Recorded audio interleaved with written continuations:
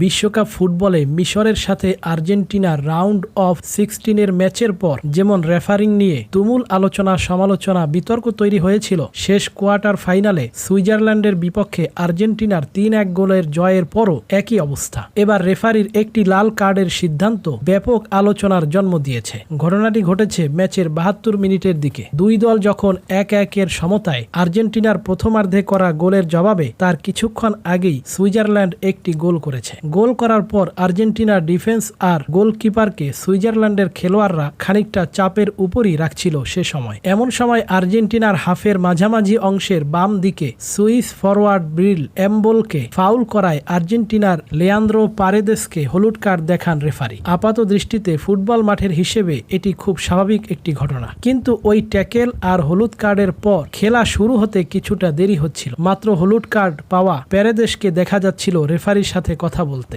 Minute খানেকের মধ্যে field referee মাসের পাশে থাকা মনিটরে সিদ্ধান্ত রিভিউ করতে যান। ফিরে এসে নিজের সিদ্ধান্ত পরিবর্তন করেন এবং প্যারেদেসের জায়গায় ব্রিল এমবোলকে হলুদ কার্ড দেখান। সুইস ফরওয়ার্ডের সেটি ছিল ম্যাচে দ্বিতীয় হলুদ কার্ড, তাই স্বাভাবিকভাবেই রেফারিকে তার পকেট থেকে লাল কার্ডও বের করতে হয়। এমব্রোলো লাল কার্ড দেখে মাঠের বাইরে যেতে যেতে কান্নায় ভেঙে পড়েন। এরপর 10 জনের দল সুইজারল্যান্ড শেষ পর্যন্ত আর ম্যাচে ফিরতে পারেনি। 90 মিনিটের খেলা 1-1 গোলে শেষ হলে অতিরিক্ত সময়ের শেষ 10 মিনিটে হুলিয়ান আলভারেজ আর লাউতারো মার্টিনেজের 2 গোলে 3-1 গোলের হার নিশ্চিত হয় সুইসদের। এবার বিশ্বকাপে ফিফার নতুন এক আইন অনুযায়ী দ্বিতীয় হলুদ কার্ড দেখতে হয়েছে সুইস ফরওয়ার্ডকে। মিস্টেইকেন আইডেন্টিটি রুল অনুযায়ী কোনো খেলোয়াড় যদি একটি ফাউলের জন্য হলুদ বা লাল কার্ড দেখে কিন্তু ফাউলটি আসলে প্রতিপক্ষের কোনো খেলোয়াড়ের করা হয়ে থাকে, তাহলে ওই সিদ্ধান্ত পরিবর্তন করতে পারবেন রেফারি। অর্থাৎ আর্জেন্টিনার পারদেসকে যদি রেফারি হলুদ কার্ড না দেখাতেন, তাহলে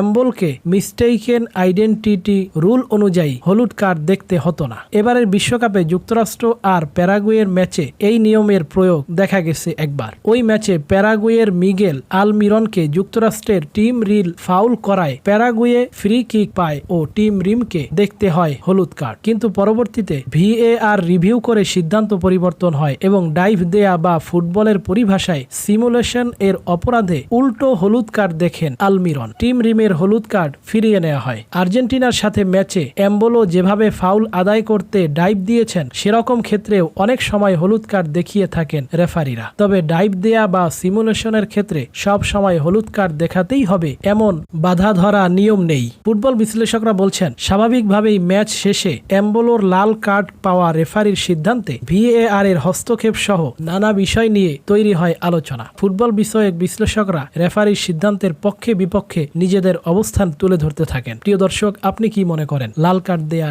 আসলেই কি উচিত হয়েছে নাকি রেফারির ভুল হয়েছে? আপনার মন্তব্যটি কমেন্টে লিখুন আর আমাদের এই চ্যানেলে নতুন হয়ে থাকলে এখনই সাবস্ক্রাইব করুন।